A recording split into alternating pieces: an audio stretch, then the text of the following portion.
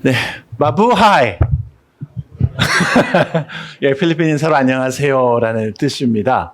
여러분 만나서 반갑습니다. 저는 이승열 목사님의 막내 동생은 아니고요.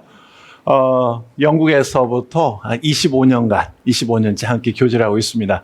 이승열 목사님과 저는 이 닮은 구석이 상당히 많아요. 이름도 그렇지만은 이제 사모님 성함이 노사라시잖아요. 제 아내 영어 이름은 샤론입니다. 그리고 저희 첫째 아들 동혁이, 둘째 아들 수혁이 있는데 첫째 아들 영어 이름은 데니엘. 똑같죠? 둘째 아들도 사무엘인데 똑같습니다. 차이점은 저는 딸이 있고 딸이 없다는 거죠. 그래서 저희 셋째 아이는 첫째는 영국산, 둘째는 한국산, 셋째는 필리핀산입니다. 그래서 저희가 이곳에 창립 예배 때 와서 제가 큰 은혜를 받고 돌아갔습니다. 하나님의 임재가 이곳에 이미 있구나. 또 하나님께서 이 자리 가운데 함께 계시는구나. 그런 거를 느끼면서 참 마음에 감사와 감동이 있었던 시간이었습니다. 근데 또 이렇게 초청해 주시고 함께 말씀을 나눌 수 있는 은혜를 주신 하나님께 감사드립니다. 저희도 추석을 지냈는데요. 19년 만에 처음으로 한국에서 추석을 사랑하는 부모님과 함께 보냈습니다. 또 여름에서 가을로 넘어가는 계절의 변화를 19년 만에 처음으로 지금 경험을 하고 있는데 너무 이쁘고 너무 아름답다는 것을 느끼고 있습니다. 전에는 한국에 오면 3주 정도 또 길게는 4주 있다가 선교지로 돌아갔기 때문에 여름이면 여름, 겨울이면 겨울 한참을 왔다 갔었는데 이렇게 계절이 변한다고 하는 것 속에 하나님의 작정하심과 하나님의 계획하심이 있다는 것을 보면서 요새 한국에 다시 돌아와서 하나님의 은혜를 새록새록 느끼고 있습니다. 오늘 저희 가족이 필리핀에서 하는 사역은요, 소개해 주셨던 것처럼 현지인 필리핀 사람들을 선교사로 훈련해서 다른 나라로 파송하는 일을 하고 있습니다.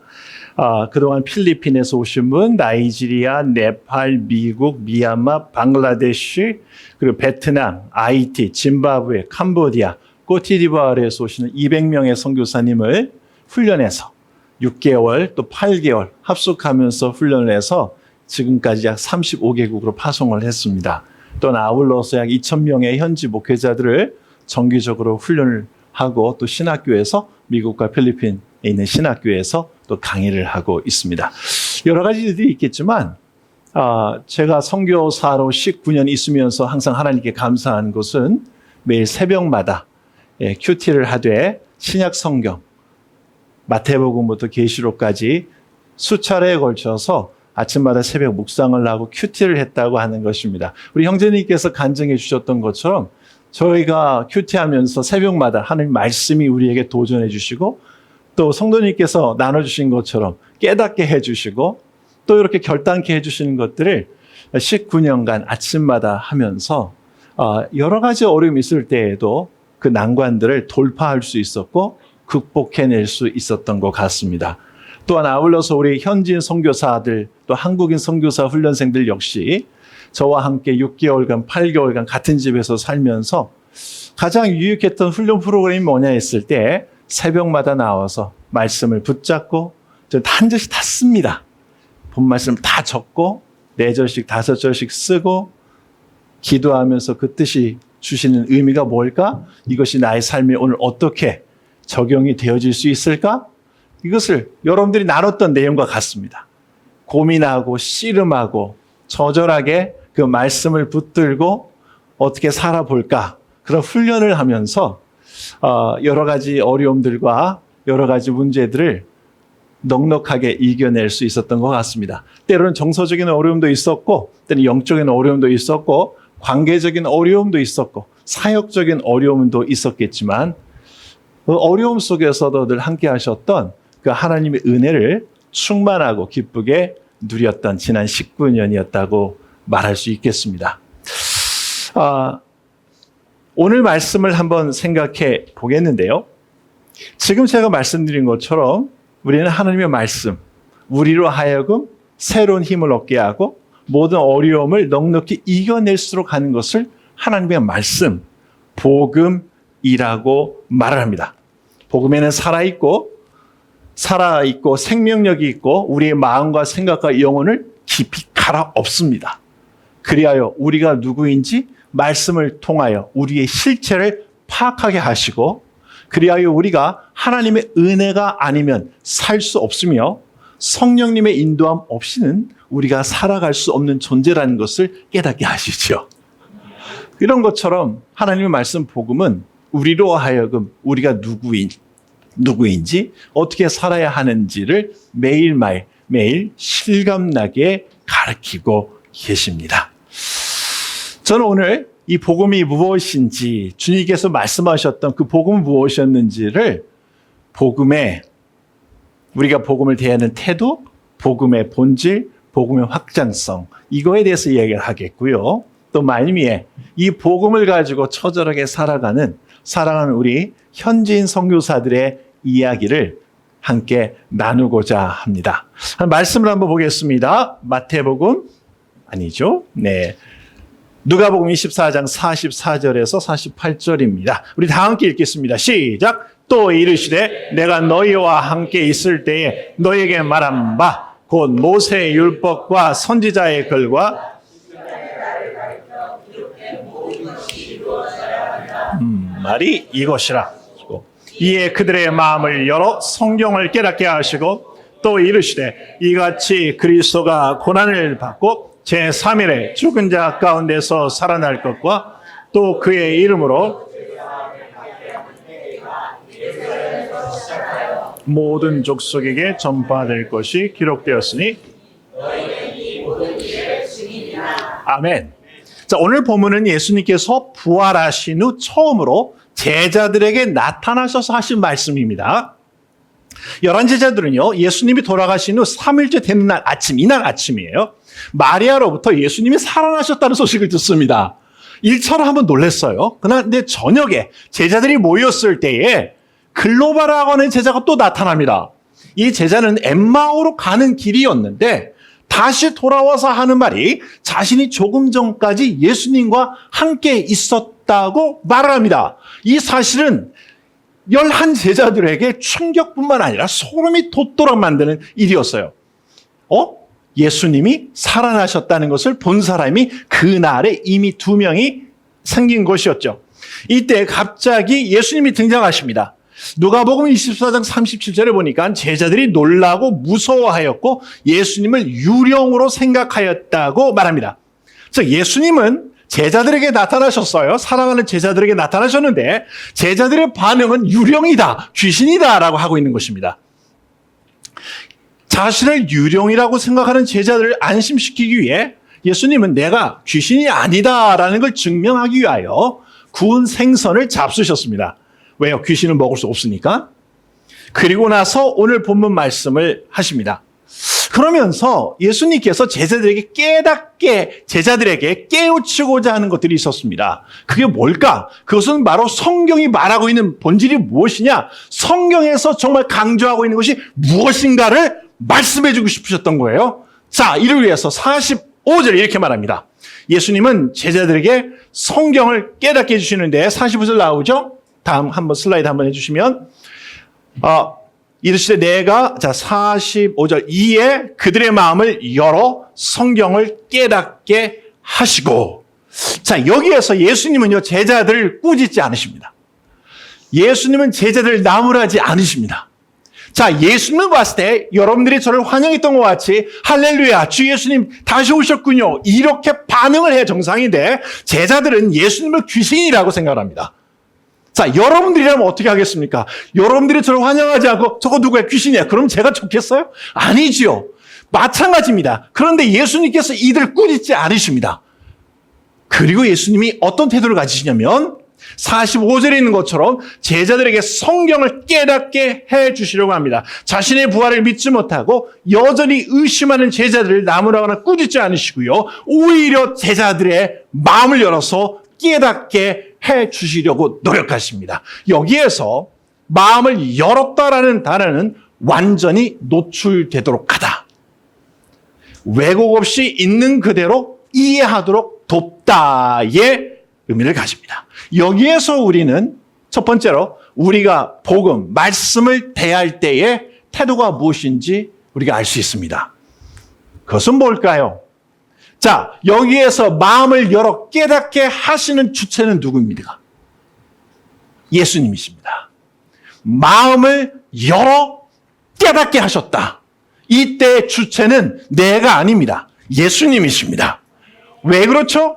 우리의 생각과 우리의 지식과 우리 경험을 가지고 성경을 대할 때 우리는 우리 스스로도 모르게 감정에 이끌고 우리가 처한 상황에 이끌려서 그 말씀을 대하기 때문에 그렇습니다.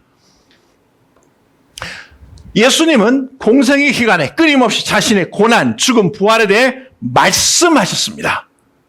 제자들도 들었습니다.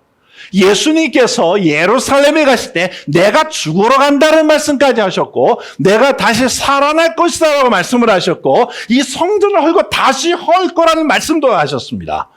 그런데 제자들은 다시 살아나신 예수님을 보았을 때에 그 전에 예수님이 하셨던 말씀을 다 잊어버린 거죠. 이게 우리의 모습과 같습니다. 자, 계속해서요. 그 예수님이 말씀하셨던 고난, 죽음, 부활 이것을 어떻게 보면 오해하고 왜곡하였고 곡해하였다고 볼 수 있습니다. 자, 들으면서도 오해하는 거예요. 들으면서도 내가 원하는 대로 해석하는 겁니다. 그게 뭐죠? 자, 세베대 어머니, 그 세베대의 어머니는 예수님에게 이렇게 말합니다. 마태복음 20장 20절에서 28절인데요. 예수님이 죽으러 예루살렘에 가시는데 세베대의 어머니는 와서 이렇게 말합니다. 주님, 당신의 나라가 임하셨을 때 내 아들 중 하나는 당신의 오른편에, 하나는 당신의 좌편에, 우와 좌에 앉게 해주십시오. 당신의 오른손, 당신의 왼손이 되게 해주십시오. 라고 말을 합니다. 자, 죽고 부활하셨어. 부활하셨다면 이것은 영광스러운 사건이 아니겠습니까? 그때 뭘 생각합니까? 하나님의 나라를 생각을 해야 되는데 내 자식들의 영광을 생각을 하는 것이죠. 자, 그렇다 칩시다. 예수님께서 부활하시고 승천하시는 날입니다. 예수님께서 제자들과 함께 계시는데 제자들이 사도행전 1장 6절에 보니까 이렇게 묻습니다. 주님, 이스라엘 나라를 회복하심이 이때입니까? 의문형으로 되어 있지만 자세히 살펴보면 제자들의 의도는 이겁니다. 주님은 죽으셨었죠? 주님은 부활하셨죠? 그 부활하신 능력을 가지고 예루살렘으로 간다면 이제 모든 사람들이 당신의 종이 되지 않겠습니까? 이제 당신이 왕이 되는 나라가 될 거였죠? 그때에 나를 기억해 주세요. 여러분, 이게 말이 됩니까? 예수님께서 고난과 죽음과 부활을 끊임없이 말씀하셨지만 제자들 머릿속에는 부활하셨을 때, 예수님 왕이 되셨을 때 나는 정치적으로 예수님 다음가는 사람이 될 거야 라는 그 욕심과 기대가 마음에 있었던 거죠. 심지어 예수님께서 승천하기 전에도 그들 마음속에는 예수님의 고난과 죽음과 부활이 하나님의 영광이 아닌 자신의 영광과 관련될 거라고 생각한 거죠. 여러분, 이것이 바로 미신적인 신앙입니다. 미신적인 신앙이 뭔 줄 아십니까? 이 성경 말씀이 있는데 이것을 내가 좋아하는 구절만 딱 뽑아가지고 그것을 중얼중얼 외우는 거죠. 마법의 주문처럼. 그런데 고난과 슬픔과 좌절과 실패와 같이 내가 싫어하는 구절은 다 떼어놓고 의도적으로 외면하는 것입니다.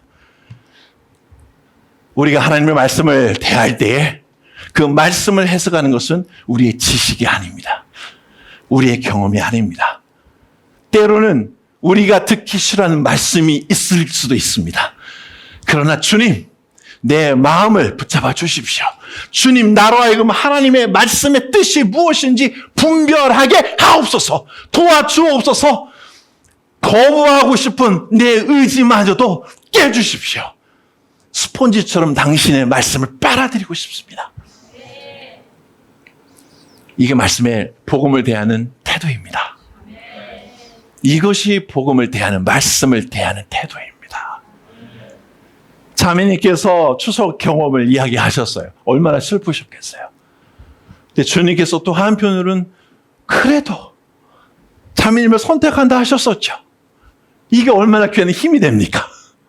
그것이 바로 비록 가족들이 반대를 한다 할지라도 그들로 하여금 그들 향하여 복음을 전할 수 있게 하는 원동력이 되고 힘이 되는 것이죠.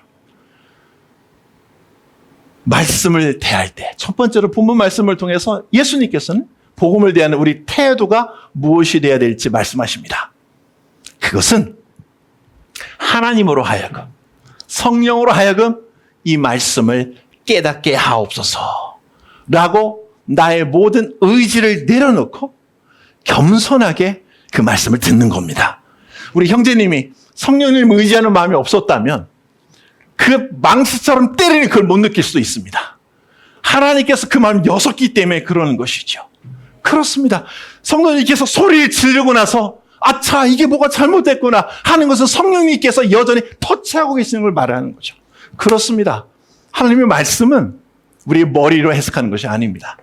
주님, 이 말씀이 무엇인지 나를 깨닫게 하옵소서. 이 말씀이 진실되다면 내가 거부하고 싶을지라도 나를 깨서 이 복음 앞에 완전히 순종하게 하옵소서. 이런 태도를 가지시는 주의 사랑하는 백성들 주의 이름으로 축원합니다. 자, 두 번째로 하나님의 복음의 본질이 무엇이냐 하는 거예요. 46절 보겠습니다. 이같이 그리스도가 고난을 받고 제3일에 죽은 자 가운데서 살아날 것이라는 것이다. 그리고 이러한 일들이 성경에 기록됐다는 겁니다. 모세의 율법, 선지자의 글, 시편에 기록된 모든 글들이 결국은 그리스도의 고난, 그리스도의 죽음, 그리스도 부활에 대하여 말하고 있다는 거죠. 따라서 해보실까요? 고난, 죽음, 부활. 그리스도의 고난, 그리스도의 죽음, 그리스도의 부활이 구약, 창세기부터 계시록까지 모세의 글과 시편과 선지자의 글의 핵심이 바로 그리스도의 죽음, 그리스도의 고난, 그리스도의 죽음, 그리스도의 부활이었다고 하는 것입니다. 이것이 빠진 것은 복음이 아니라는 것이죠.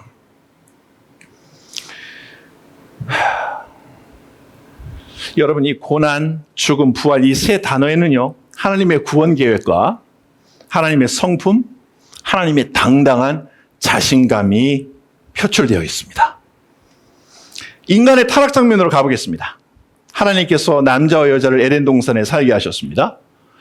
그리고 창세기 2장 16절에서 하나님은 남자와 여자에게 이렇게 말씀하셨어요. 이 동산에 있는 모든 나무의 열매는 내가 먹고 싶은 대로 먹을 수 있다. 하지만 선과 악을 알게 하는 나무 열매만은 따먹지 마라. 그것을 따먹는 날 너는 반드시 죽는다고 경고하셨습니다. 그런데 어느 날 뱀이 여자에게 다가와서 말합니다. 하나님이 정말로 너희에게 동산 모든 나무의 열매를 먹지 말라고 하셨느냐? 뱀은 이어서 너희는 절대로 죽지 않는다. 하나님은 너희가 그 나무 열매를 먹으면 너희의 눈이 밝아지고 하나님처럼 되어서 선과 악을 알게 된다는 것을 아시고 너희가 선악과를 따먹는 것을 금지하신 것이다 라고 속입니다. 여자는 뱀의 말에 묘하게 설득당합니다. 묘하게 설득당해요. 묘하게 설득당해서 선악과를 따먹고 아담도 따먹도록 하였습니다. 자, 선악과를 따먹은 남자와 여자는 수치감을 느끼고 두려움을 느껴서 하나님을 피합니다. 수치감이 있고요. 두려움이 있고요. 그래서 하나님을 떠납니다. 수치감, 두려움, 하나님으로부터 떠나는 것이 바로 죄인의 상태고 죄의 결과입니다. 하나님과 늘 교제하는 인간이 죄로 인하여 하나님을 두려워하게 되었고 그 하나님 앞을 피하게 되었습니다. 하나님이 남자와 여자가 선악과를 따먹은 것을 아셨어요. 뱀이 교묘하게 여자를 유혹한 것도 알았습니다. 자, 이때 하나님의 선택은 두 가지가 있었을 겁니다. 뭘까요? 하나는 이 일들이 이루어지지 않았다고 무효화 선포를 할 수 있고요. 두 번째는 모른 척 하실 수 있습니다. 왜요? 인간이 잘못했다기보다는 이 뱀이 교묘하게 속인 거 아니겠습니까? 뱀과 여자를 벌하고 전능하신 하나님에게 방금 벌어진 일을 무효화할 수 있습니다. 왜요? 하나님이 최고시잖아요. 뱀도 그 밑에 있잖아요. 야, 이거 없던 걸로 해. 충분히 하실 수 있습니다. 충분히 하실 수 있어요. 우리는 뭐 윷놀이를 하건 뭘 하든가. 우리도 그렇지 않습니까? 아이들이 뭘 잘못하면 때로는 그래, 없던 걸로 하자. 또는 그래, 모른 척 할 수도 있습니다. 근데 그러지 않으십니다. 자, 여러분, 이게 신기합니다. 하나님의 권능이라면, 하나님의 위치라면, 이 일 없던 걸로 해. 까불지 마. 알았어? 없었던 일이야, 이거. 뱀, 너는 좀 혼 좀 나야 되겠다. 남자와 여자에게는, 그래. 그냥 내가 살짝 눈 감아 줄 테니까 계속 살아. 근데 하나님은 그러지 않으십니다. 그러실 수 있음에도 불구하고 그러지 않으십니다. 여기에 하나님의 공의가 있는 것이죠. 하나님이 인간이 지은 죄를 리셋하거나 무효화하거나 이것을 얼렁뚱땅 모른 척하지 않으십니다. 왜냐하면 하나님은 하나님께서 하신 말씀에 책임을 지시는 분이기 때문에 그렇습니다. 하나님의 말씀은 진리이기 때문에 그렇습니다. 하나님은 남자와 여자를 에덴 동산에 들이시고서 너희가 이 선악과를 따먹는 날 너는 반드시 죽는다 하셨기 때문에 그 말씀을 엄중하게 지키시는 분이십니다. 이것이 하나님의 공의입니다. 이 공의의 하나님, 악과 공존할 수 없는 하나님, 자신이 하신 말씀을 지키셔야 하는 그 하나님의 성실하심을 저는 믿습니다. 그렇기 때문에 이 하나님의 말씀은 단순한 사람의 책이 아닙니다. 하나님이 함부로 이 말에 적힌 것을 내가 실수했어, 내가 원래 그런 말 한 게 아니야 라고 무효화하거나 모른 척 하실 분이 아니시라는 것을 저는 믿습니다. 그러기에 이 말씀은 단순한 사람의 책이 아니고 살아계신 하나님의 약속의 말씀이 바로 이 성경인 것을 저는 믿습니다. 그러기에 이 말씀을 대할 때 우리 태도는 이 말씀이 정말 진리이구나, 진실이구나 하는 것을 믿고 이 말씀을 전적으로 신뢰할 수 있는 것입니다. 이 공의의 하나님은요, 인간의 죽음을 자신의 사랑하는 아들 예수 그리스도의 죽음을 통해 대속하기로 작성하셨습니다. 사람의 죽음은 육체적 죽음이면서 영적인 죽음, 곧 하나님과의 관계 단절이었습니다. 이 육체적 죽음과 영적인 죽음을 회복하기 위해 하나님은 자신의 아들 예수 그리스도를 보내어 죽음을 죽음으로 대속하기로 결정하셨습니다. 이것이 자비하심의 성품입니다. 하나님과 인간의 관계를 완전히 회복하기 위하여 예수님을 잔인하게 희생하기로 하셨습니다. 이사야 53장 4절과 5절 보면은요, 그는 실로 우리가 받아야 할 고통을 어떻게 해요? 대신 받고 우리가 겪어야 할 슬픔을 대신 겪었다. 그가 찔린 것은 우리의 허물 때문이고 그가 상처를 받은 것은 우리의 악함 때문이다. 그가 징계를 받음으로써 우리가 평안을 누리고 그가 매를 맞음으로 우리가 병이 나았다. 이사야 53장 8절은 이렇게 말합니다.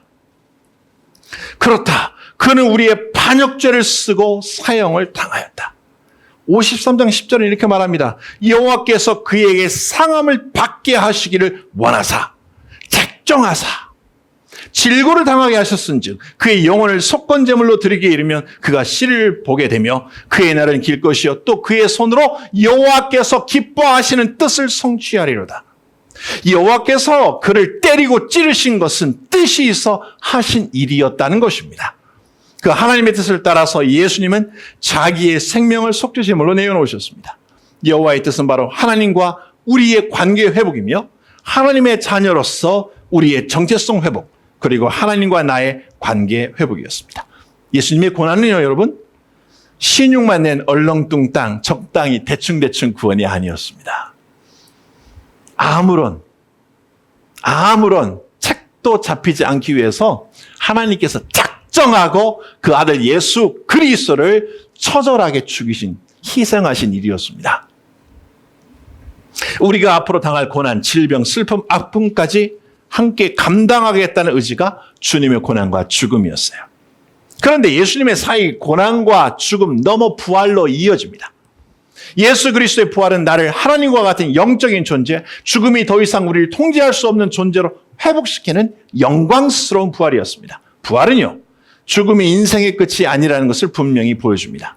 오히려 성부, 성자, 성령 하나님과의 영원하고 영광스러운 동거이면서 믿음의 선진들과 내가 사랑하고 보고 싶은 가족, 친구, 형제, 동역자들과 기쁨과 소망의 삶이 시작되는 것이죠. 이것은 완전히 새로운 관점과 패러다임을 가져다 주었습니다. 그러기에 우리 신앙인들에게 죽음은 가슴 아픈 이별이지만 동시에 다시 만날 날을 고대하는 기대와 소망의 순간으로 변화됩니다.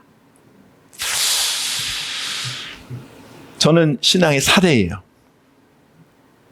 양가.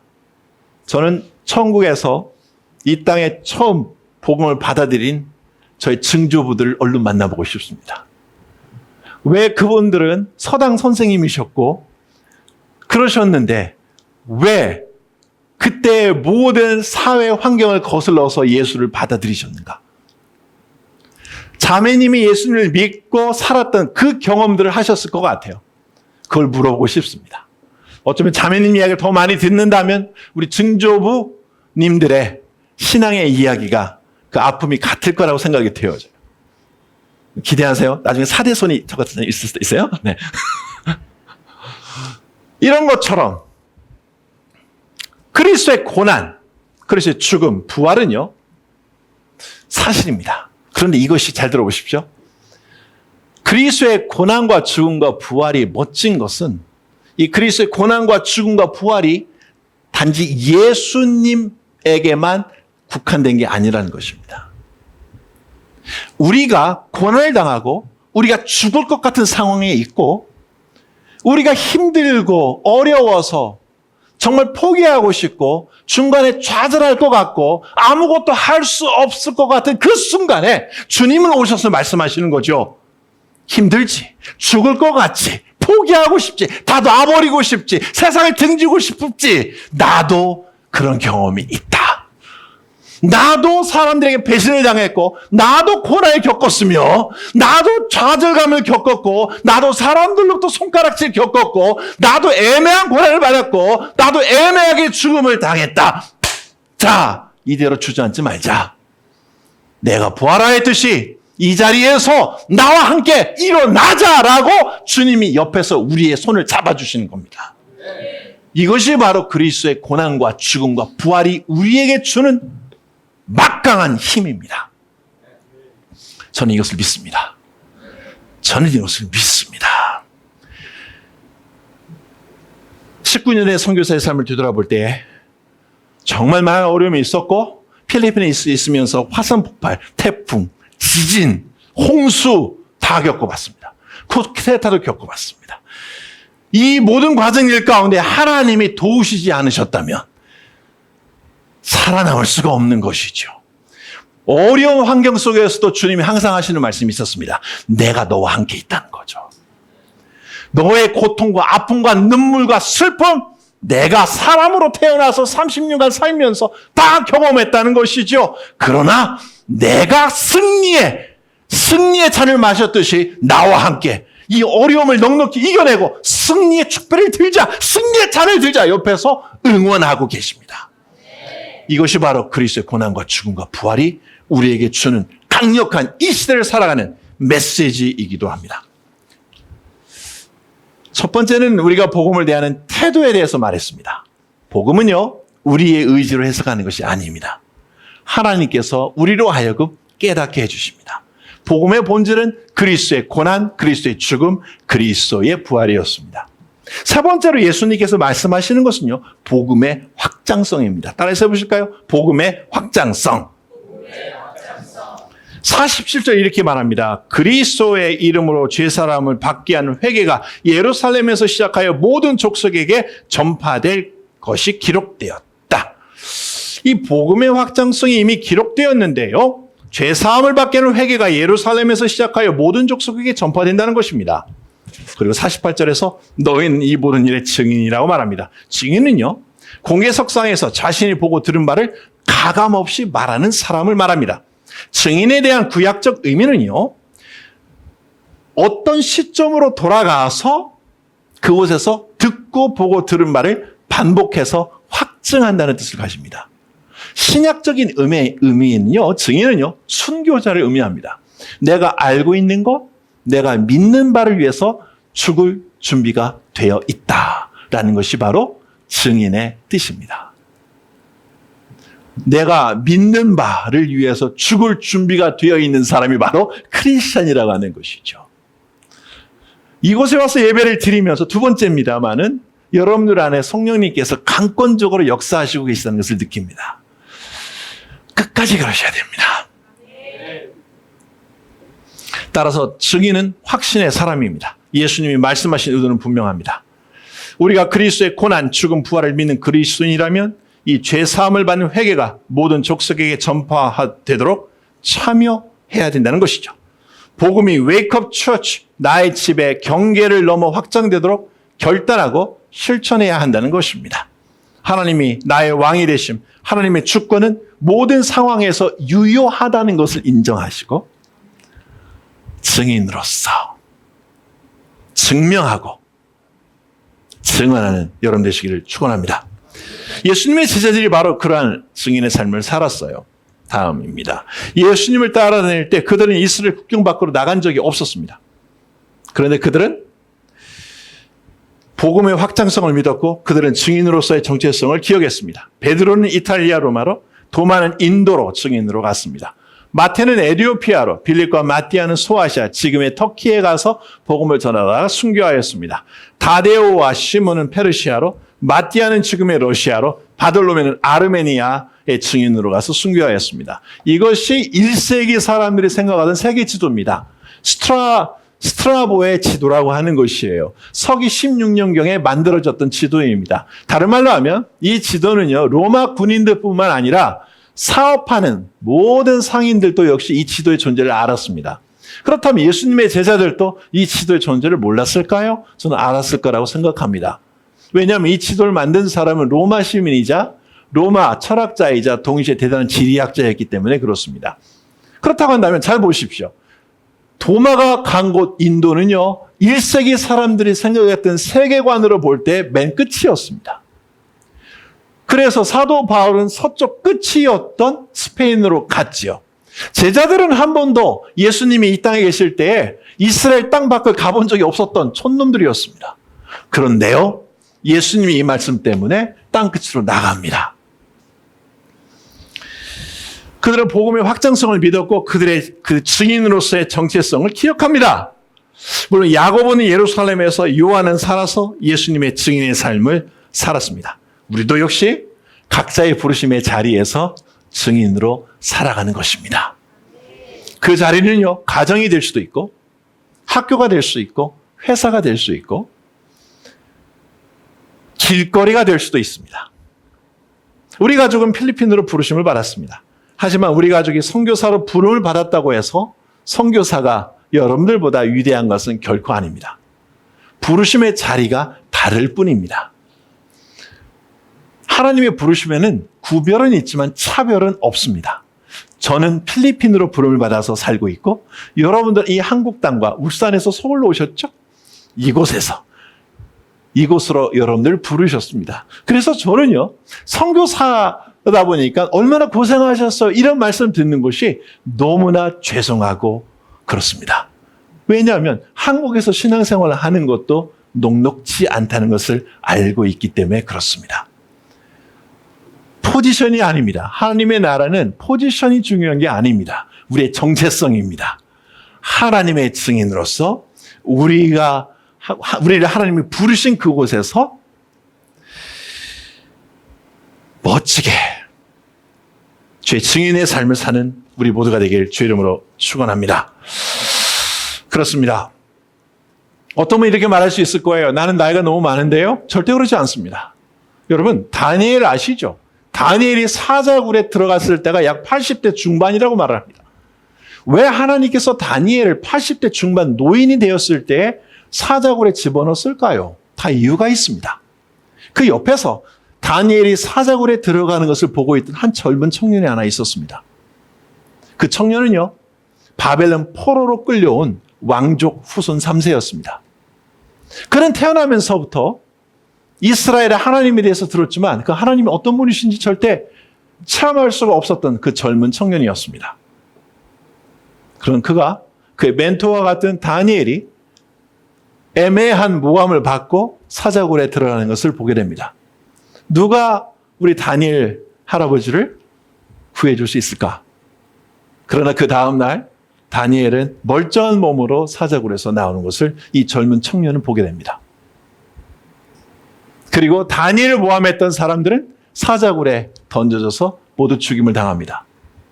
이 젊은 청년은 내가 말로만 들었던 그 하나님의 능력을 내 눈으로 직접 보았구나. 우리 하나님은 살아계시는구나. 이 하나님을 내가 의지해야 되겠구나라는 결단을 했겠죠.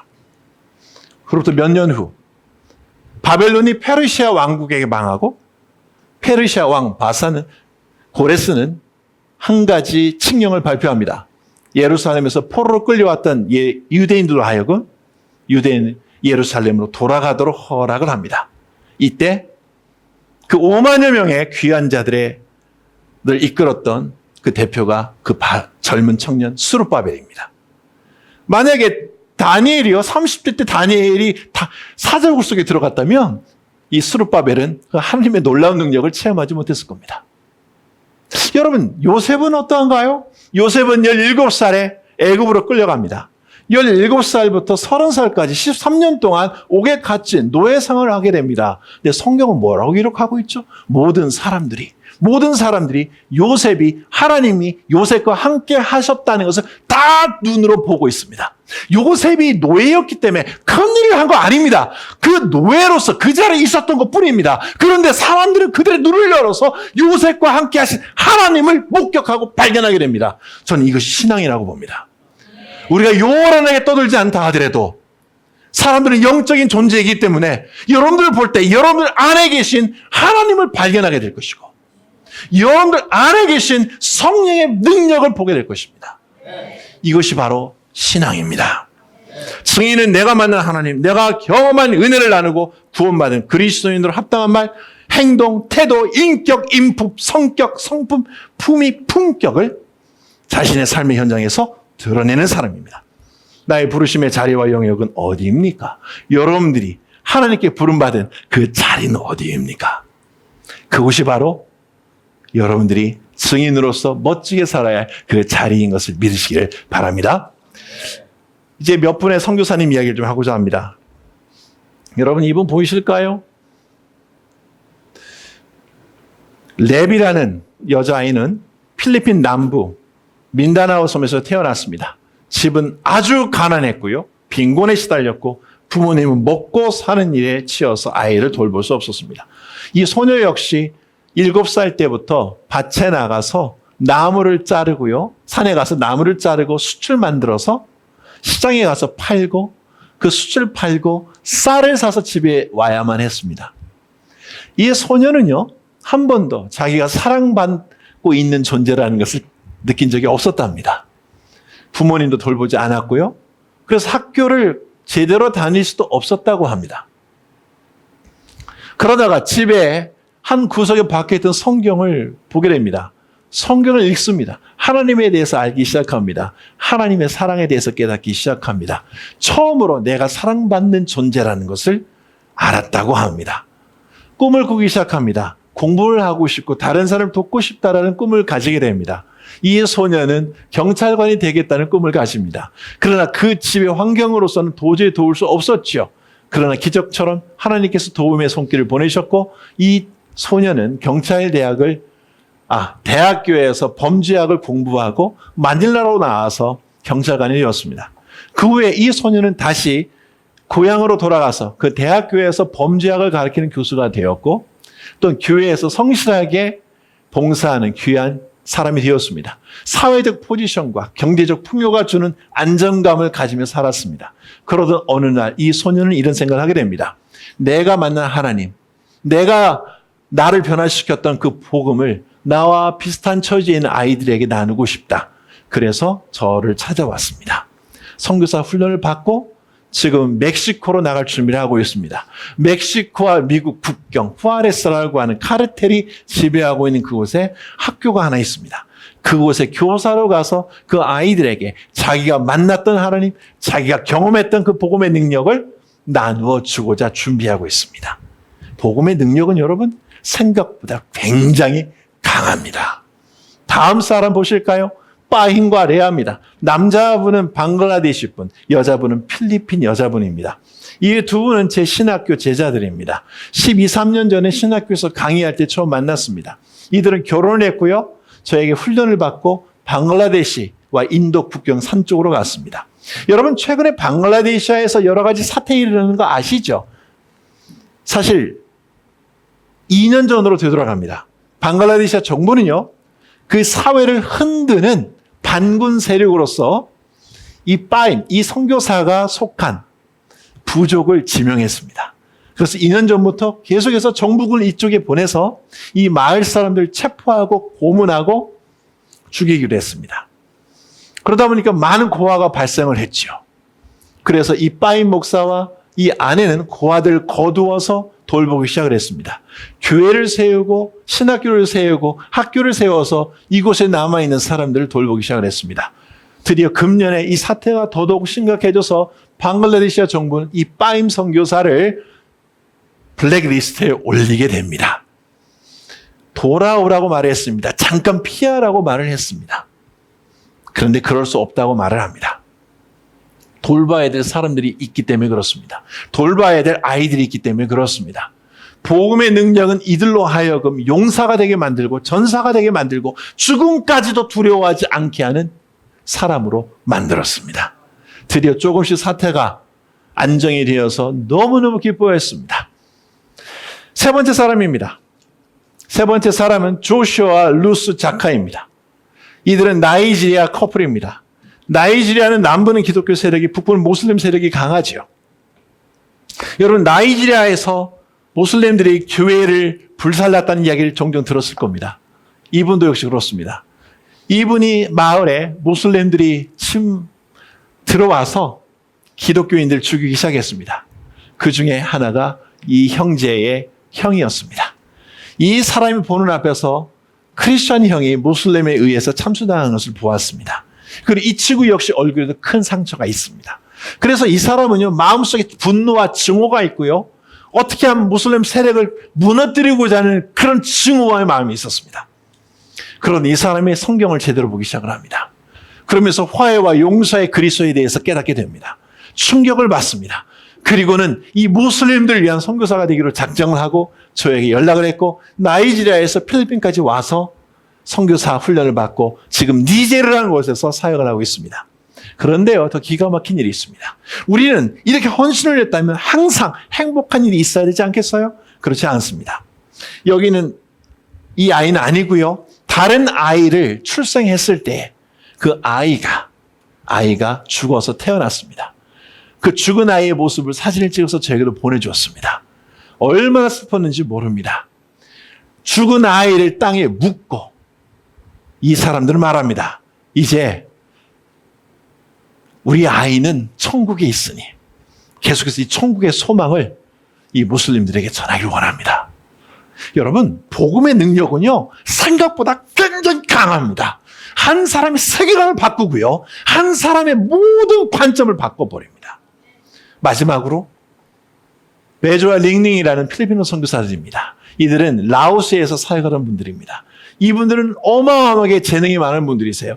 영어를 가르치고요, 사업을 하고요, 필리핀 식당을 운영합니다. 그 나온 이익금으로 또 산족의 복음을 전합니다. 그런데 이 남편분이 지난 2020년이죠. 코로나로 세상을 떠났습니다. 코로나로 세상을 떠나는데 모든 항공길이 막히다 보니까 돌아올 수도 없는 상황이었고 그렇게 기도를 했습니다. 하나님 다시 한번 살려주셔서 기적의 하나님을 보여주시라고 얼마나 간절히 기도했는지 모릅니다. 그러나 성탄절을 불과 며칠 앞두고 이 형제는 하늘나라로 갔습니다. 온라인으로 줌으로 일주일간 이루어지는 추모 예배를 참석을 했습니다. 제 마음은 너무너무 쓰리고 아팠습니다. 그런데 이 자매가 이런 고백을 합니다. 하나님께 기도했답니다. 하나님 제 남편을 살려주십시오. 이 병으로부터 구원해 주십시오. 근데 하나님의 대답은 이랬답니다. 내가 내 남편을 병으로부터 자유하게 하겠다. 병으로부터 자유하게 한 것은 치료가 아니라 나와 함께 있음을 통해서 영원한 건강과 영원한 행복을 누리게 될 것이다라고 말씀을 하셨답니다. 저는 마음이 무너졌습니다. 돌아와라. 그러나 거절하고 지금 라오스에 남아 있습니다. 왜 그럴까요? 내가 만난 그 하나님을 나누고 싶기 때문에 그렇습니다. 여러분, 복음은요, 생각보다 능력이 굉장히 강합니다. 말씀을 맺습니다. 오늘 복음의 능력은요, 강합니다. 그러기에 복음을 대할 때 하나님 내 마음을 열어서 그 복음을 깨닫게 하옵소서. 그리고 복음의 본질인 그리스도의 고난과 죽음과 부활이 2000년 전에 있었던 그 일이 아니라 지금도 나의 삶 속에서 주님과 함께 있음을 통하여 매일매일 모든 슬픔과 아픔과 좌절을 넉넉히 이겨내시되 주님과 함께 승리를 맛보신 여러분들이 되실 주의 이름으로 축원합니다. 우리의 부르신 자리에 증인으로 부르셨다는 그 사실을 기억하면서 늘 승리하시는 귀한 웨이크업 처치 성도 여러분들이 되실 주의 이름으로 축원합니다.